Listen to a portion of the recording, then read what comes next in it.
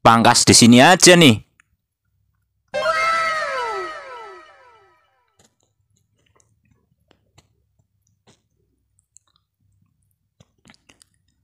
Assalamualaikum warahmatullahi wabarakatuh. Kembali lagi bersama saya Ferry di channel Bapak Kefatir Nurseri. Ya, jadi hari ini alhamdulillah ya, ini saya update lagi. Ini adalah anggur Gosvi yang saya tanam itu akhir bulan November ya. Selalu saya update untuk perkembangannya. Ini sekarang ya sudah masuk fase pruning ya, atau pembuahan. Ini saya buat double cordon, dimana sekundernya ada dua ya, masing-masing 50 cm. Yang kiri ada 3 tersier, yang kanan ada 2 tersier. Nah, ini selalu saya update perkembangannya ya. Lihat, tersiernya sudah mulai coklat juga. Dan untuk menyamaratakan ya, ini kita batasi yang paling vigor, nanti yang lain nyusul. Ini contoh yang paling bontot ya. Sudah seperti ini, sudah mulai coklat juga. Nah, ini ada yang kena hama juga, tapi karena kemarin disetres air juga ya, sekitar 8 hari nggak saya siram dari aplikasi pupuk yang ketiga. Jadi ini sebelum dipangkas ini sudah masuk pupuk generatif. Ini 3 kali ya, masing-masing 1 sendok MKP, KNO3 putih, dan Karate plus Boroni.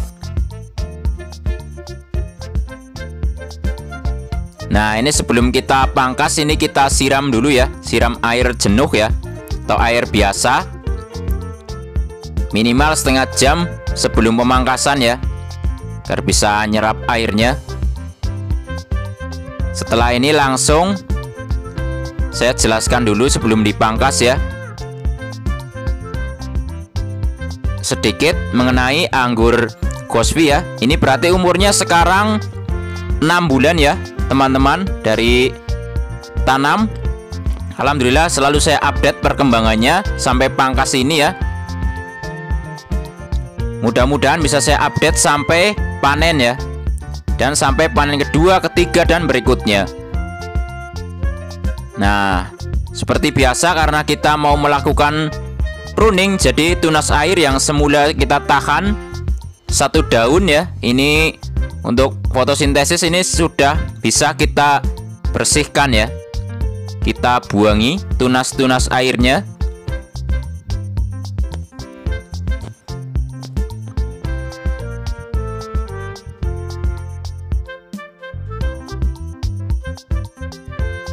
Nah, jadi seperti yang ada di thumbnail ya. Jadi untuk pangkas ini kita ngitung boot atau mencari boot ya. Nah, jadi istilah itu sebenarnya kan begini ya. Kalau kita bicara pohon ya, misalnya saya tanam pohon Gosvi, teman-teman tanam pohon Gosvi ya, di tanggal yang sama, mungkin pertumbuhannya akan berbeda, kualitas pohonnya juga akan berbeda. Jadi boot-boot yang dihasilkan juga akan berbeda. Semua tergantung dari kesuburan dan unsur terpenuhinya unsur hara yang ada dalam pohon tersebut. Jadi kalau misalnya saya potong di boot 10, teman-teman potong di boot 10 juga, nanti hasilnya beda. Lihat. Jadi untuk jarak antar boot ini juga ada 3 bagian ya. Yang pertama ini kadang ada jarak yang sangat pendek. Kemudian atau bisa istilahnya ini internode ya. Antar bootnya ini ada yang sedang, ada juga yang panjang. Nah, teman-teman bisa lihat di sini. Nah, ini segini ya, dari boot ke satu boot yang lain ini segini. Ini sudah jarak ya. Nah, ini bisa teman-teman cari di boot yang sedang. Jadi bukan yang paling jaraknya paling pendek atau yang paling panjang jarak antar bootnya, tapi cari yang paling sedang, dan juga cari boot yang lebih potensial ya, atau boot yang lebih besar ya dari yang lain. Bahkan untuk pembuahan ini ya, sebenarnya nggak harus seperti itu. Lihat, kalau anggur yang tipenya sangat genjah, kita buahkan di boot pendek aja buah 1, 2, 3. Ini contoh adalah Heliodor, di boot ketiga juga berbuah. Dan masih banyak ya, seperti Jupiter, Veles ya. Ini bisa, Harold juga bisa. Dan masih banyak lagi ya. Ini contoh juga nih. Ini juga potong boot pendek. 1, 2, 3, 4. Ini kondisinya juga bootnya sangat kecil ya, lancip juga dan sudah coklat.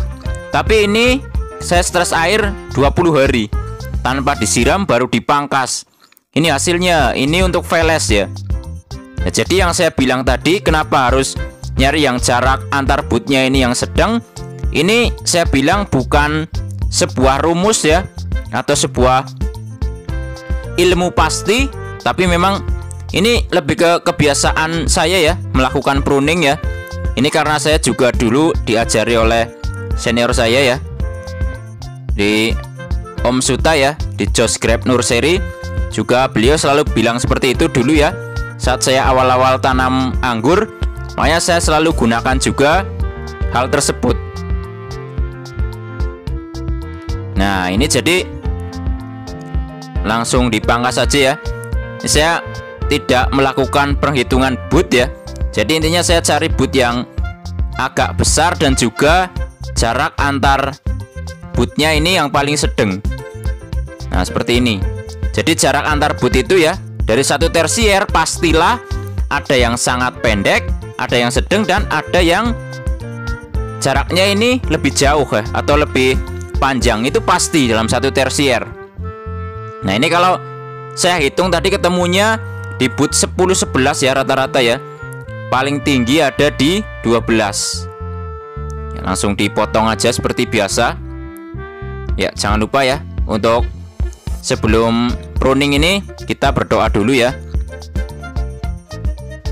karena saya muslim jadi saya berniatnya tadi bismillah dulu ya. Jadi sebelum potong kita bismillah dulu ya, intinya berdoa menurut agama dan kepercayaan masing-masing ya.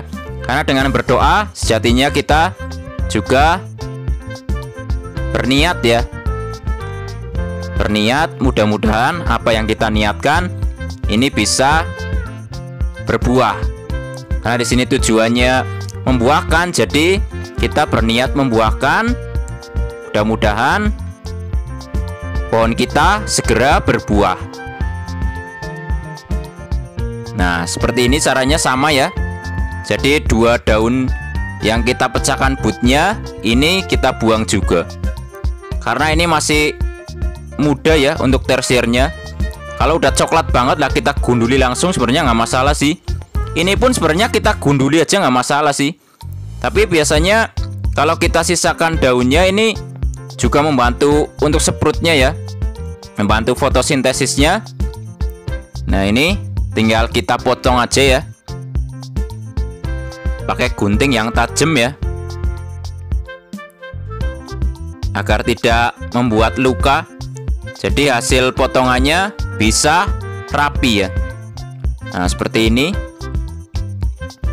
Sebenarnya jangan dipecahkan 2 boot ini, harapannya masing-masing bisa keluar buah ya. Tapi kalau kita hanya mendapatkan ini 1 boot aja yang pecah dan membawa buah ya nggak masalah ya. Apalagi ini bisa dibilang nanamnya sangat pendek sekali, jaraknya hanya 1 meter. Jadi sebenarnya kalau kita dapat buah berapapun ya harus kita syukuri ya. Terlebih lagi ini ditanam di tempat yang sempit.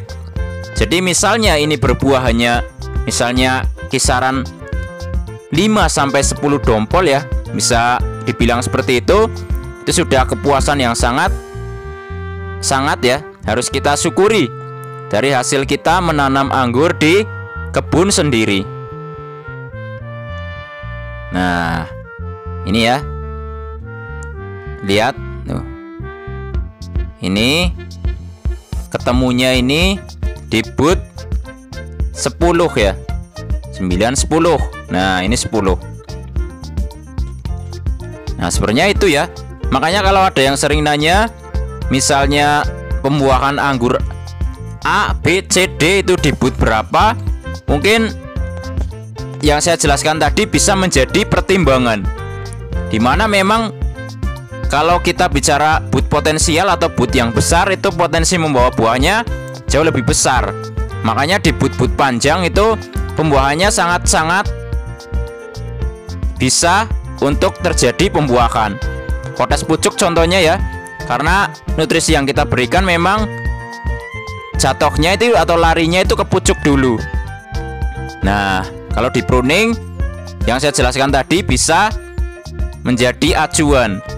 Nah, ini adalah hasil pruningnya. Nanti saya update ya, baik zong ataupun berhasil, pasti saya update kalau di Bapak Kefatir Nurseri. Terima kasih sudah mengikuti kegiatan saya pada hari ini. Semoga bermanfaat dan menginspirasi. Jangan lupa like, subscribe, komen, dan share agar channel ini makin maju dan berkembang. Wassalamualaikum warahmatullahi wabarakatuh. Salam pengangguran.